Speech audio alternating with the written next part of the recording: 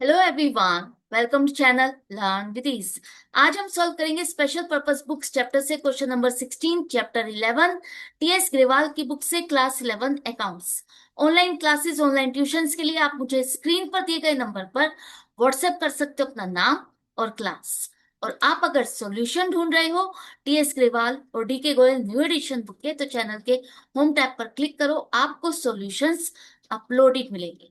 ओ section में MCQs मिलेंगे quiz के फॉर्मेट में, और एमसीक्यूज के सॉल्यूशन से शॉर्ट सेक्शन में। तो बहुत कुछ है चैनल पर, विजिट द चैनल। अच्छा लगे तो शेयर और सब्सक्राइब जरूर करना। क्वेश्चन नंबर 16 में श्री कैलाश चंद की बुक्स की ट्रांजेक्शन्स आपको दिए। इन्होंने इसी साल बिजनेस स्टार्ट किया है, और जिस बुक से रिलेटेड ट्रांजेक्शन है उसी बुक में आपको इसे रिकॉर्ड करना है। जैसे कि cash book, sales book, purchase book. उसके बाद लेजर में पोस्टिंग करनी है, और लास्ट में आपको ट्रायल बैलेंस भी बनाना है। तो सारा प्रोसेस कैसे करोगे? सबसे पहले बिजनेस स्टार्ट किया 50,000 के कैश के साथ। तो कैश बिजनेस में आ रहा है, तो डेबिट साइड पे टू कैपिटल अकाउंट 50,000। अब यहाँ पर ओपनिंग बैलेंस नहीं है, कैपिटल आपके पास आई है, कैपिटल के थ्रू बिजनेस में कैश आया है, इसलिए यहाँ पर टू कैपिटल अकाउंट 50,000 कैश के कॉलम में है। नेक्स्ट, हमने स्टॉक खरीदा है कैश पेमेंट करके। पेमेंट कर रहे हो तो क्रेडिट साइड पर बाय परचेजेस अकाउंट 5,000। इसके बाद जो हमने स्टॉक खरीदा है वो पेमेंट नहीं की है, क्रेडिट परचेज है, तो परचेज बुक बनेगी। परचेज बुक में हरी से हमने सामान खरीदा। क्या सामान खरीदा? 5 लैपटॉप और 5 डेस्कटॉप। टोटल हमारा सामान है 3 लाख का, जिस पर हमें ट्रेड डिस्काउंट 15% मिला। तो 15% 3 लाख का माइनस करने के बाद 2,55,000 की आपकी परचेज है, जो कि आप आगे फॉरवर्ड कर। क्लियर है? इसके बाद हमने जो सामान खरीदा है वो रिलेटेड कंप्यूटर से ही है। हमारा बिजनेस ही कंप्यूटर का ही है, और कंप्यूटर का ही सामान खरीदा है। लेकिन ये सामान हमने ऑफिस यूज के लिए खरीदा है, आगे बेचने के लिए नहीं। तो ये आपका स्टॉक नहीं। दूसरा, आपने इसको पेमेंट करके खरीदा है, तो दोनों ही केस में आप इसे परचेज बुक में रिकॉर्ड नहीं कर। तो कहाँ आएगा? कैश बुक में। कैश बुक में bye computer and printer account 20,000। आपने ये सामान खरीदा और पेमेंट कर दिया, तो इसलिए कंप्यूटर मार्ट का यहाँ पर कोई लेना देना नहीं है, उस अकाउंट को आप यहाँ पर नहीं लिखो।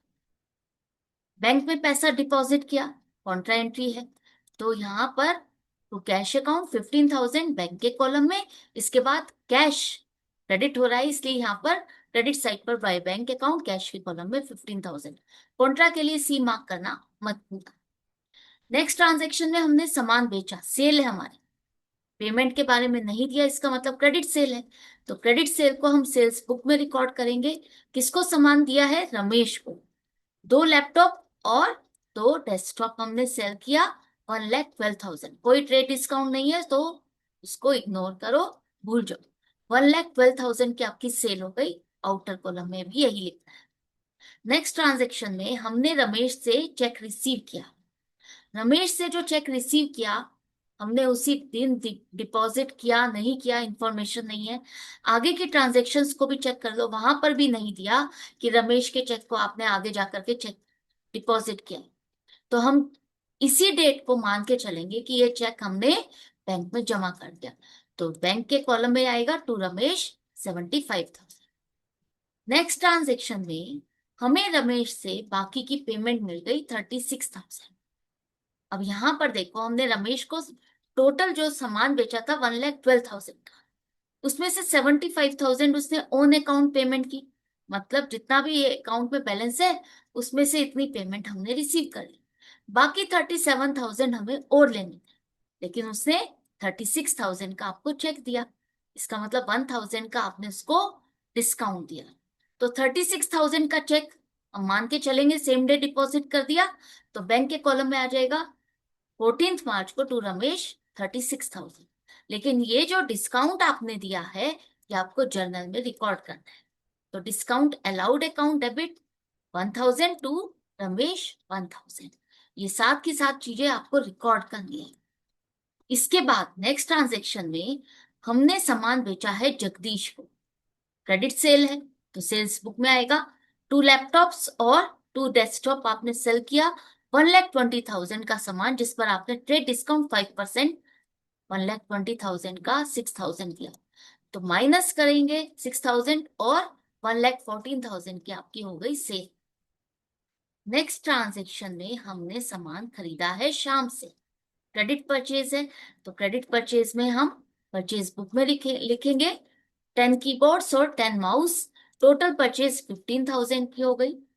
नेक्स्ट ट्रांजेक्शन में हमने कैश बैंक से विड्रॉ किया। बैंक से कैश कितना विड्रॉ किया आपने? 17,000 ऑफिस यूज के लिए, तो ये भी आपकी कॉन्ट्रा एंट्री है। तो यहाँ पर टू बैंक अकाउंट 17,000 कैश के कॉलम में, और उसके बाद क्रेडिट साइड पर बाय कैश अकाउंट 17,000 बैंक के कॉलम, क्योंकि बैंक से विड्रॉ किया, कॉन्ट्रा है, सी मार्क करना मत। नेक्स्ट हमने क्या किया, शाम को पेमेंट करके फुल सेटलमेंट। शाम कौन है? शाम जिससे हमने सामान खरीदा 15,000 का, और हमने उसको पेमेंट किया 14,700। तो पेमेंट कर रहे हैं तो क्रेडिट साइड पर बाय शाम। चेक से पेमेंट नहीं किए तो बैंक के कॉलम में नहीं आएगा, कैश के कॉलम में 14,700। तो 300 का बैलेंस है, वो 300 का बैलेंस हम दिखाएंगे जर्नल में एज ए डिस्काउंट रिसीव्ड। तो शाम डेबिट 300 टू डिस्काउंट रिसीव्ड 300। इसके बाद नेक्स्ट ट्रांजेक्शन में हमने क्या किया, कैश सेल 5 कीबोर्ड और 5 माउस हमने सेल किए। तो कैश सेल है तो कैश बुक में ही रिकॉर्ड करोगे। टोटल सेल कितनी हो गई? 6,000 प्लस 3,000 9,000। तो यहां पर टू सेल्स अकाउंट 9,000। इसके बाद हमने पेमेंट की है सैलरी की by salary account 2,500 credit side पर।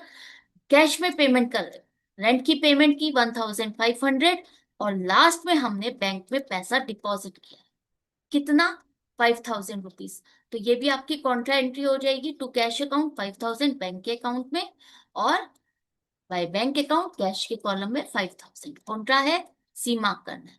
इसके बाद पर्सनल यूज के लिए आपने पैसा विड्रॉ किया ड्रॉइंग से, तो पैसा विड्रॉ करेंगे तो क्रेडिट साइड पर आएगा कैश बुक में बाय ड्रॉइंग्स अकाउंट 500।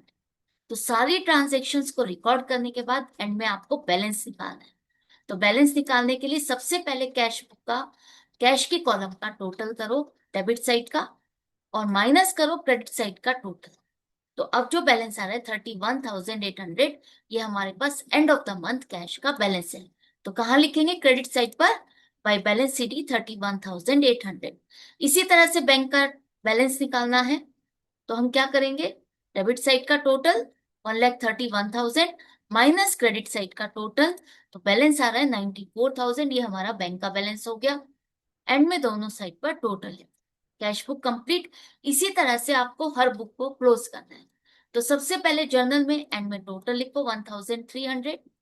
इसी तरह से परचेज बुक, यहां से आपको एंड ऑफ द मंथ ये बैलेंस ट्रांसफर करना है परचेज अकाउंट में। तो परचेज अकाउंट डेबिट 2,70,000, और इसी तरह से सेल्स बुक को भी हम क्लोज करेंगे, सेल्स अकाउंट क्रेडिट 2,26,000।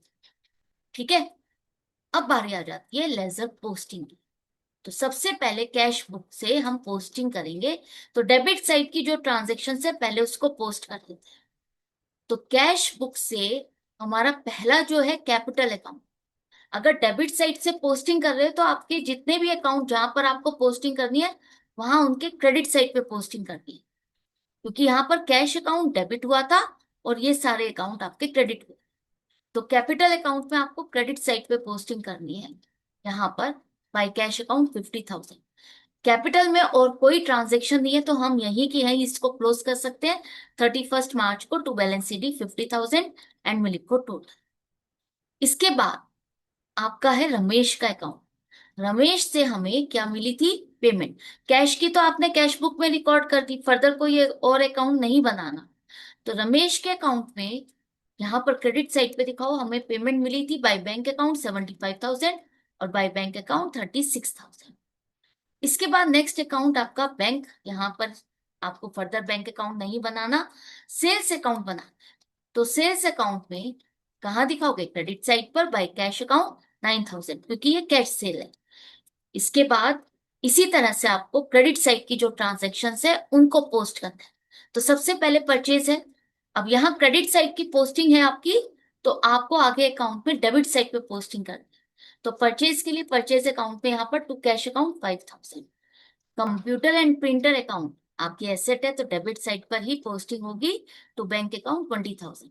अब इसमें आपने फर्दर कोई और ट्रांजेक्शन नहीं की तो हम इसको क्लोज कर सकते हैं 31 मार्च को बाय बैलेंस सीडी 20,000 एंड में लिखो टोटल। इसके बाद शाम का अकाउंट, शाम का अकाउंट में आप डेबिट साइड पे पोस्टिंग करो टू कैश अकाउंट 14,700। हमने इसको पेमेंट की थी। इसी तरह से सैलरी अकाउंट, यहाँ पर आप पेमेंट कर रहे हो टू कैश अकाउंट 2,500। इस अकाउंट को हम क्लोज कर सकते हैं बाय बैलेंस सीडी 2,500 एंड में लिखो टोटल। रेंट अकाउंट पेमेंट कर रहे हो टू कैश अकाउंट 1,500। दोनों साइड का टोटल मैच करना है तो क्या करोगे, क्रेडिट साइड पे लिखोगे बाय बैलेंस सीडी 1,500 एंड में लिखो टोटल। इसको भी हमने क्लोज कर दिया। लास्ट में आपका ड्रॉइंग्स अकाउंट है तो ड्रॉइंग्स अकाउंट में डेबिट साइड पे posting to cash account 500। Close कर देते हैं इसको भी बाय बैलेंस सीडी 500 एंड में लिखो टोटल। इसके बाद आपको पोस्टिंग करनी है जर्नल से। तो जर्नल में हमारा अकाउंट था डिस्काउंट अलाउड। डिस्काउंट अलाउड आपका डेबिट हो रहा है इसलिए डेबिट साइड पे लिखोगे टू रमेश 1,000। इसी तरह से अब आपको रमेश के अकाउंट में भी पोस्टिंग करनी है तो डिस्काउंट अलाउड अकाउंट को हम यहाँ पर क्लोज कर देते हैं क्योंकि और आगे ट्रांजेक्शन नहीं है। अब रमेश के अकाउंट में आपको पोस्टिंग करनी है यहाँ पर बाय डिस्काउंट अलाउड 1,000। कहाँ लिखोगे, क्रेडिट साइड पे ही लिखोगे। इसी तरह से नेक्स्ट आपका है डिस्काउंट रिसीव्ड अकाउंट। तो ये क्रेडिट हो रहा है इसलिए क्रेडिट साइड पे पोस्टिंग करोगे बाय शाम 300 और शाम के अकाउंट में आपको डेबिट साइड पे पोस्टिंग करनी है। इसको क्लोज कर देते हैं, आगे कोई ट्रांजेक्शन नहीं होगी। तो शाम के अकाउंट में कहाँ लिखेंगे हम, डेबिट साइड पर टू डिस्काउंट रिसीव्ड अकाउंट 300। ठीक है। इसके बाद नेक्स्ट आपकी परचेज बुक। परचेज बुक से अब आपको पोस्टिंग करनी है। तो परचेज बुक में जो ये पार्टी है ये आपकी क्रेडिटर है, लाइबिलिटी है जिसका बैलेंस क्या होता है, क्रेडिट होता है। और परचेज बुक में वैसे भी डेबिट बैलेंस है और आगे आपको जहां पोस्टिंग करनी है वो क्रेडिट ही होगा। तो हरी के अकाउंट में हम क्रेडिट साइड पे पोस्टिंग करेंगे बाय परचेजेस अकाउंट 2,55,000।